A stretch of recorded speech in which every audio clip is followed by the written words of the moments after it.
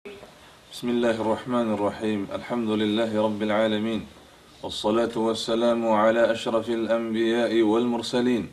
نبينا محمد وعلى آله وصحبه ومن تبعهم بإحسان إلى يوم الدين. زما محترم مسلمان ورنو د رسول كريم صلى الله عليه وسلم حقوق ذکر کېدل د دې لپاره چې من خپل خوږ نبی محمد مصطفی صلی الله علیه وسلم هغه وپیژنو، د هغه حقوق وپیژنو، او د دې لپاره چې من د رسول الله صلی الله علیه وسلم حقوق پر ځای کو، نو د دې لپاره دا مختصره سلسله شروع و چې په هغه کې د رسول الله صلی الله علیه وسلم حقونه ذکر کېدل. رسول الله صلی الله علیه وسلم د حقوق څخه دا د زما محترم مسلمانانو ورونو چې مونږ او تاسو باید د رسول الله صلی الله علیه وسلم سره د زړه له کومې محبت وکړو او په خپل زړه کې رسول الله صلی الله علیه وسلم ته پراخ ځای ورکړو. د رسول الله صلی الله علیه وسلم د مینې او د محبت معنا دا نه ده چې سړی هسې په خوله باندې چغې وهي، نه، بلکې په زړه کې د محمد رسول الله صلی الله علیه وسلم سره مینه او محبت وي، او د هغه د دین سره مینه او محبت وي، او د هغه د طریقو سره مینه او محبت وي، او د هغه د طریقو تابعداري وي. دې ته د رسول الله صلی الله علیه وسلم محبت وي. او دا د دروغو دعوی دي چې یو سړی چغې وهي او جلوس او جلسې کوي او په هغې کې دا بار بار وایي چې موږ د الله د رسول عاشقانی او موږ د الله د رسول محبوبانی،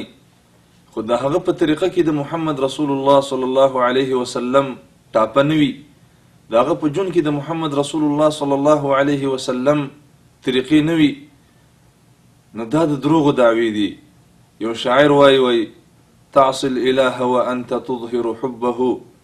هذا لعمري في القياس بديع. ته د الله د محبت دعوی کې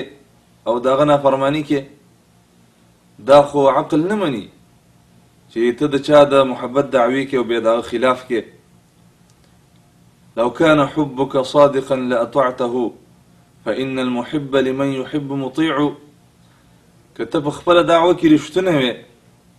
نو تا به د هغه تابعداري کوله، ځکه چې محبوب چې دی یو محب د خپل محبوب تابعداري کوي. الغرض د رسول الله صلی الله علیه وسلم سره مینه او محبت دې ته وایي چې په زړه کې د هغه سره مینه کوي او په بدن کې د هغه تابعداري کوي، په خپل ژوند کې د هغه تابعدار وي، نو دا د الله د رسول سره د مینې معنا ده. زما عزتمندو رسول الله صلی الله علیه وسلم فرمای لا يؤمن أحدكم حتى أكون أحب إليه من ولده ووالده والناس أجمعين. الله رسول محمد مصطفى صلى الله عليه وسلم فرمای چې په تاسو کې یو کس کامل مؤمن کېدی نشي،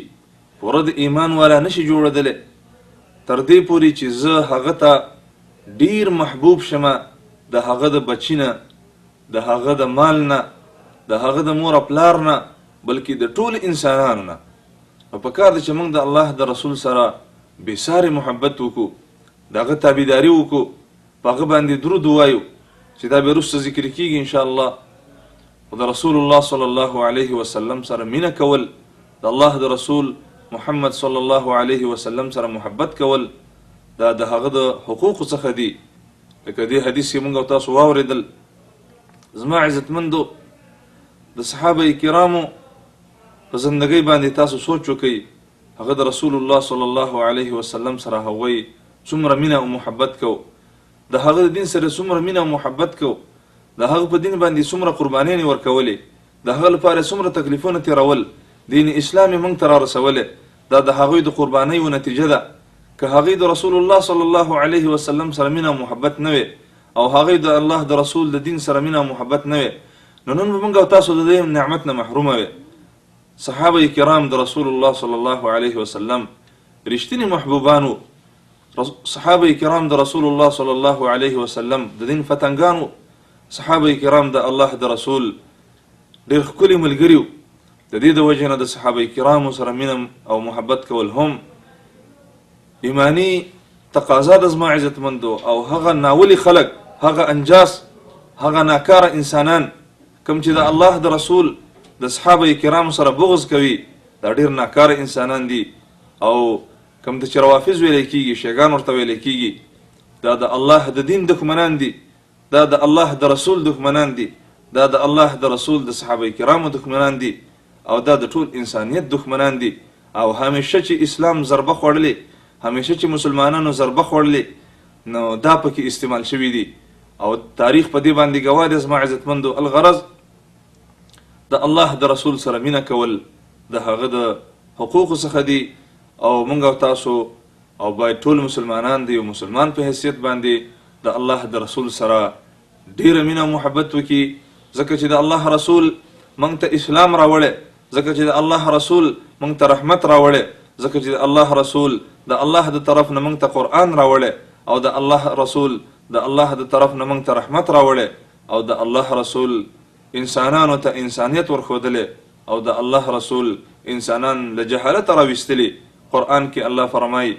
کتاب انزلناه الیک لتخرج الناس من الظلمات الى النور.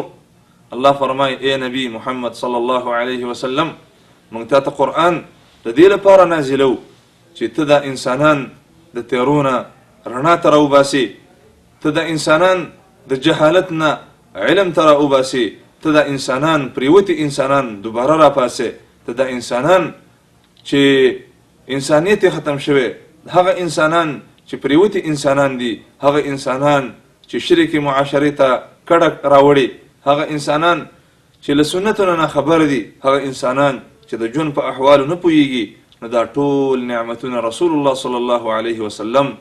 د انسانانو ته راوړه، توحید یې ته وروښوده، د خپل رب معرفت یې ته وروښوده، او دارنګې د ژوند د تېرولو طریقې وروښودلې. الغرض رسول الله صلی الله علیه وسلم په موږ او تاسو باندې ډېر قدر لري، ډېر حقوق لري، او ډېر احسانات یې له موږ سره کړي. زموږ او ستاسو له وجې نه جړېدلې، زموږ او ستاسو له وجې نه دردېدلې، زموږ او ستاسو د وجې نه ډېر تکلیفونه ګاللي دي، او زموږ او ستاسو د وجې نه د الله جل جلاله نه ډېرې دعاګانې غوښتلي دي. نو موږ او تاسو له هم پکار ده چې د رسول الله صلی الله علیه وسلم سره محبت وکړو، د الله سبحانه وتعالی نه دعا کوو چې موږ او تاسو د الله د رسول محمد صلی الله علیه وسلم رښتونی محبوبان جوړ شو او د هغه تابعداران جوړ شو. والسلام علیکم ورحمة الله وبرکاته.